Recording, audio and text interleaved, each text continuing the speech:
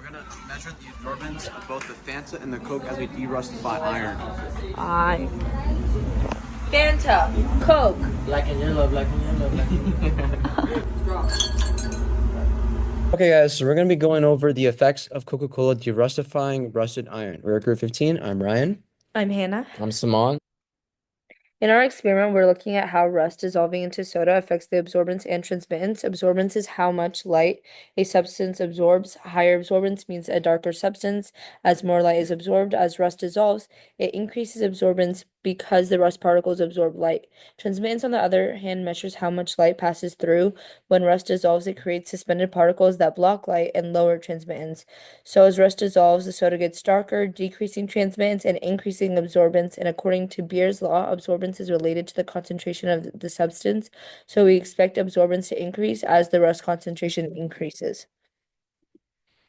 What is the question?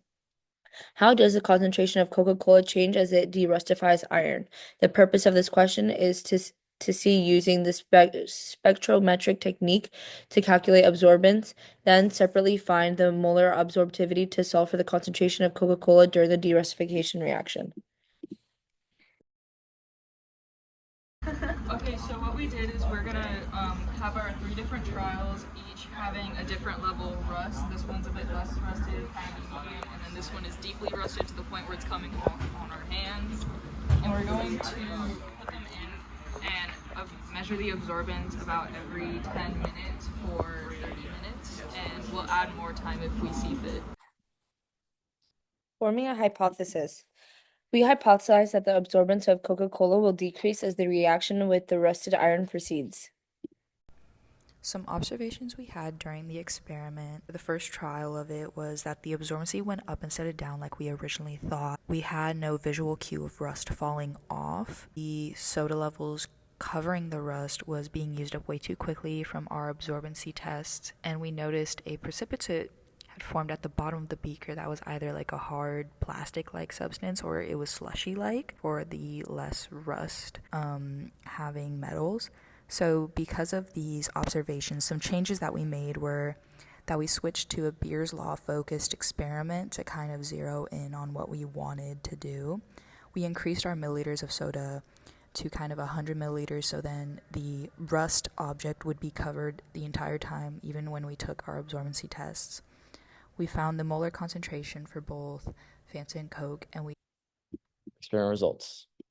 So with the measurements, we found the transmittance of all of the Fanta and soda samples at low, medium, and high rust. And we can see that there is a positive increase in overall with from the beginning to the end. As you can see, it starts at 64% for the low rust and it ends at 68%, indicating that the transmittance did increase during the reaction. So and then from there, we found the molar absorptivity by using 3 different concentrations of Coca-Cola, one with just straight DI water, one with 10 ml of Coca-Cola and 10 ml of DI water and 1 cuvette. And then for the last cuvette, it was just Coca-Cola. And then we graphed that with its designated absorbance to find the slope of that, which is the molar absorptivity, which we could use in Beer's law. Then we were able to find the absorbance by using the transmittance values, which absorbance is negative log of T over 100. So that way we could graph this and we can see a negative decrease in the absorbance over time of the reaction. And then for the co-concentration, using the molar absorptivity, the path length, and the absorbance, we were able to find the concentration in relation to time as the reaction proceeded. As you can see, there is a negative correlation with the concentration over time during the reaction. So the concentration goes down as the reaction proceeds. So based on our results, our hypothesis was correct. Transmittance increased and absorbance decreased in Coke. Something interesting to note is that for high rust, for both Coke and Fanta, the transmittance for both Coke and Fanta began decreasing, and meaning the absorbance increased. Something interesting that we observed during the experiment is the formation of a precipitate, especially as the reaction progressed in its later stages. Initially, absorbance increased as iron dissolved, aligning with our hypothesis.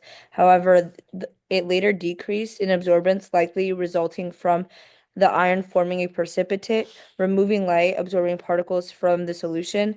This shift clarifies the drop in absorbance and highlights the need to study it further. So in conclusion, Coca-Cola had a lower transmittance percentage than Fanta. Because of the iron being introduced to the soda, it could have lowered its suspension in the soda, thus creating a precipitate during the derusifying process. And the Coca-Cola had a stronger reaction due to how high absorbance was compared to Fanta.